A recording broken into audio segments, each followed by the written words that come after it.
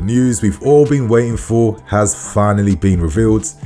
We welcome Estevao Willian to Chelsea Football Club. Today, my friends, I'll be going through today's big transfer news, so I hope you guys enjoy.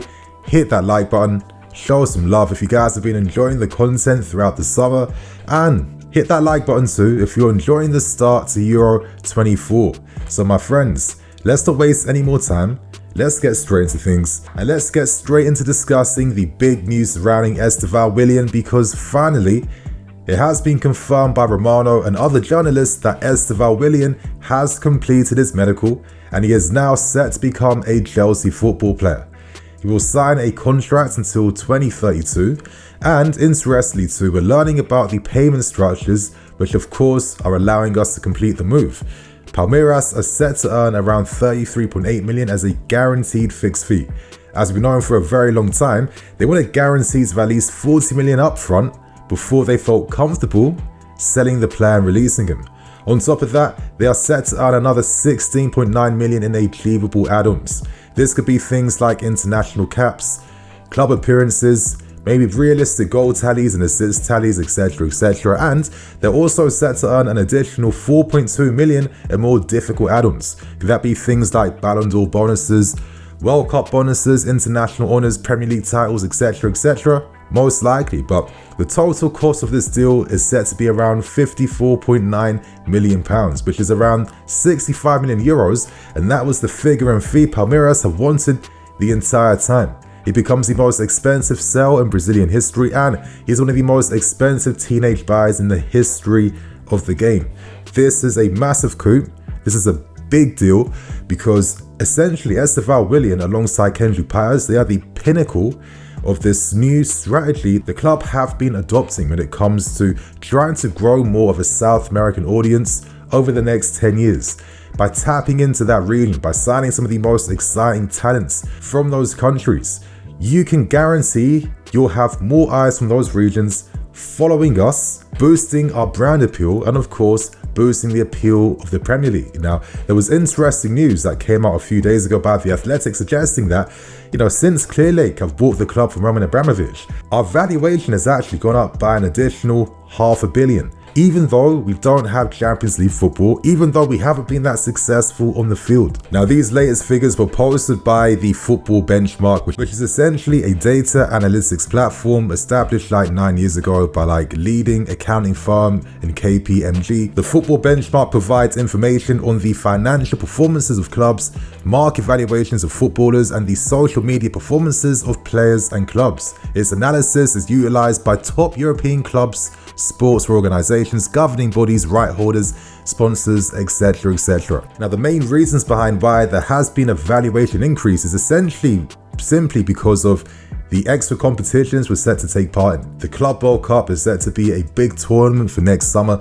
You're looking at the new format changes in the Champions League, which now introduces more clubs into the competition with 36 teams, which means more matches, which means more money can be distributed. So our value has just been increased by absolutely nothing. So imagine in the future, if all our visions and all our strategies come to light, if we can finally get Champions League football, if our young super talents like Kendrick Pires, Estevao Willian become those next big things in Europe, if we can finally boost the commercial value of this club by getting strong sponsorship opportunities, if all these things can align, you can imagine that in the future, our valuations are set to rise even more, and it goes to show why Clearlake Capital was so keen on buying us, because they feel like we could become a superpower club in the future.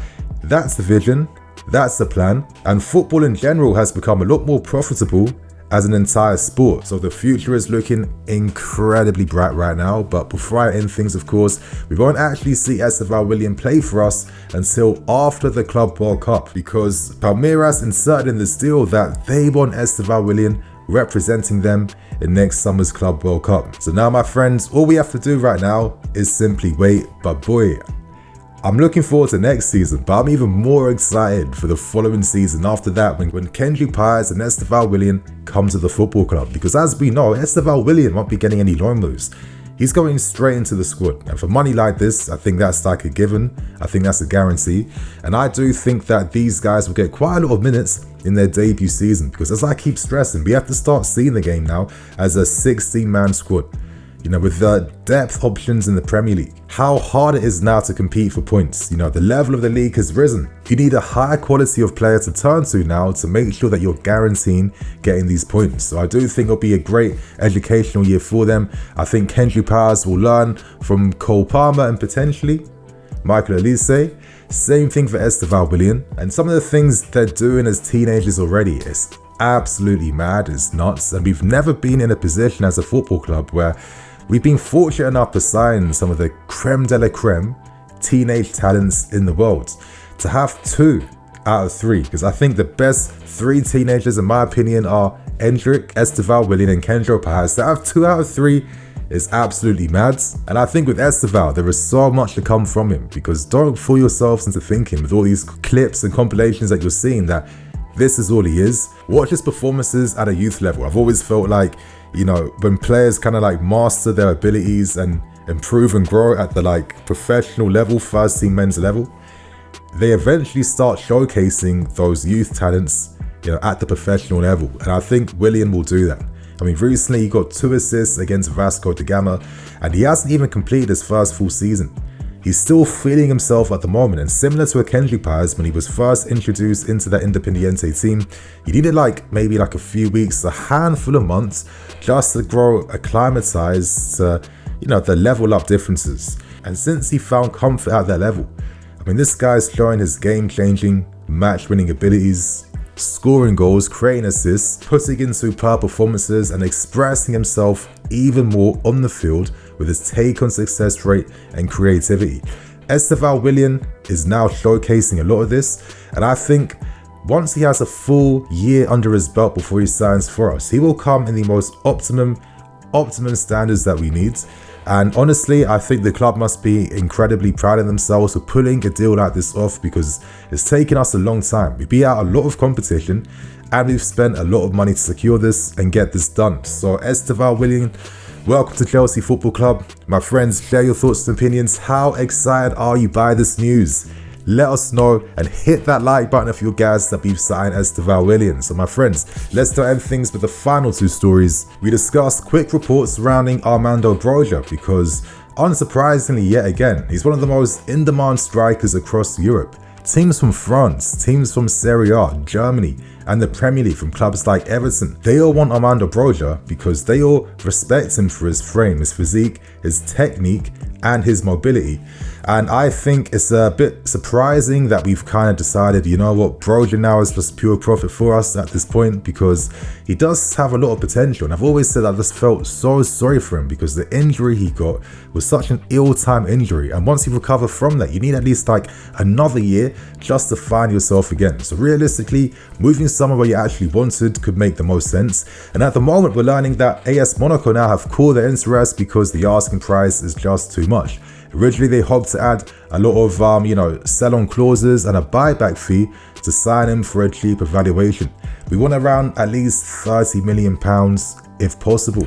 But we don't have to worry about Monaco, because at the moment, AC Milan, as reported by Damasio, and Damasio does not get things wrong when it comes to reports from Italy. He was the first journalist to confidently say Enzo Maresca is in the lead, and look what history showed us afterwards. But AC Milan, they want him to replace Olivier Giroud. They've had a great relationship with us over the years, signing some of our talents and players, Ruben, Tomori, Pulisic, Giroud. And they'll feel like their relationship with us may give us a bit of an advantage. But equally, Juventus are also monitoring the situation with Broja, because they need a good backup for Vlahovic. I'd be surprised if Broja decided he wanted to be back up somewhere else. But regardless, what we know is that many clubs across Europe are sending scouts to monitor his Euro 24 performances. They'll be attending all the Albania games. So all we can really hope for right now is that Broja has a great tournament. He performs really well, because if he steps up, if he performs,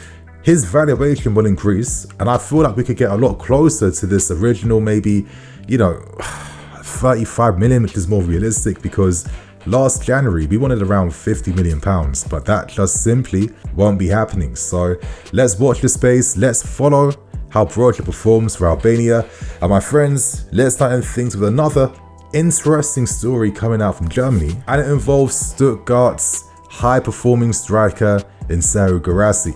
Now, as reported by Bild, us and Arsenal are turning towards a striker. Now, I'm going to give you guys some context. At the moment, we are deep in negotiations to tie a deal down for John Duran.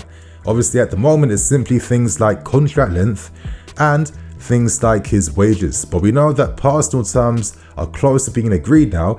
And one thing we definitely know is that we are prepared to pay the 40 million that Aston Villa want. So this won't be an issue.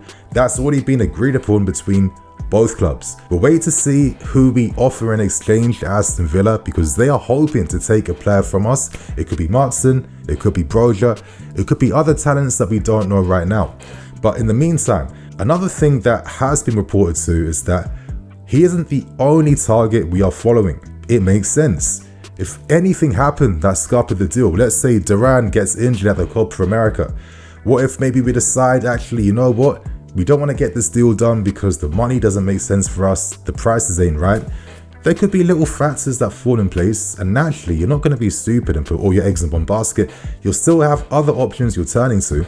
And I find these reports surrounding Guirassy interesting because builders say us, Arsenal, Borussia Dortmund and AC Milan are all following the striker that got 30 goals and 2 assists in 30 games for Stuttgart last season. I mean, he's one of the best players in the Bundesliga. His performances of course spearheaded Stuttgart into the Champions League, and he started last season on absolute fire.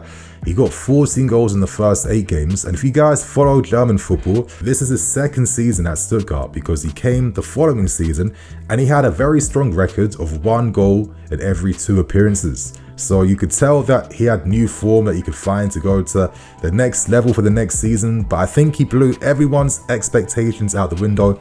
And to be honest, he is the prime example of the late bloomer. I think us as fans, we get so conditioned to thinking if you're not like world class by like 22, 23, you know, you're not that guy, you're not him. It don't work like that. And realistically, most players we look towards don't start to really show everything they're about until they're like 27, 28 years old. Now, Guirassy had a pretty big reputation back in France, of course, playing for the French under-23 team, one of the youngest players that came out from like Stade Lavoir. You know, he was playing for Auxerre. He was okay at Lille, playing like a more squad role, before finding his fortunes in German football. And I do think under Hoeneß last season, you know, Stuttgart have been slowly building one of the most exciting teams in Europe.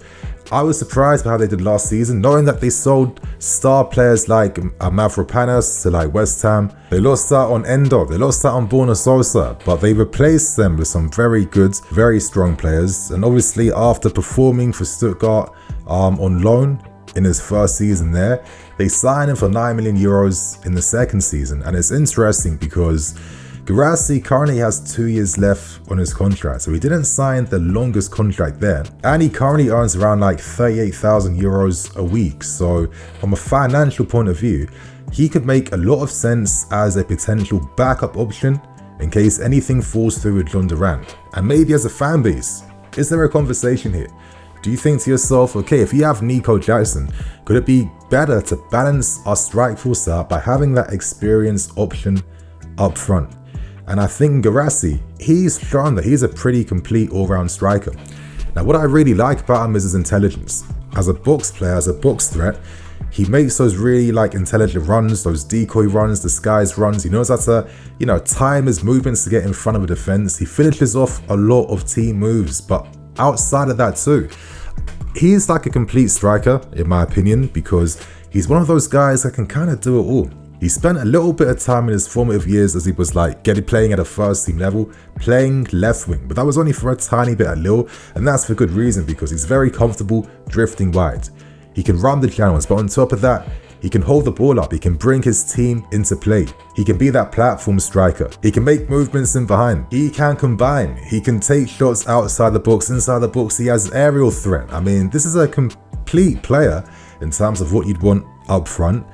And if he was available for decent money, when I mean decent money, I think it's been confirmed that Guirassy has a release clause set at around £15 million which is kind of outrageous, right? £15 million for a player that's just turned 28 years old. I do not know why Stuttgart did not include like a higher release clause, but he could be the perfect backup option you turn to in the market right now up front because of how he ended last season, how he's developed, how he's still developing, and for the price you can secure him for. So my friends, there's only a conversation I'm having. If you guys wanted to know how I felt about the striker situation, listen, I was kind of more inclined towards like Serhou, and I like the idea of Julian Alvarez. These are the type of strikers I would have signed, but at the same time, I can accept reality that we aren't going to get strikers like this. So I'm going to be subjective and fair when it comes to analysing what the rest of the market can offer us. And, you know, being fair to the players we're looking at and understanding the club's vision and plan too. So yeah, share your thoughts and opinions, my friends, on all today's big stories. Hit that like button. And on that note, I'll catch you guys tomorrow with some more videos. Take care. Cool.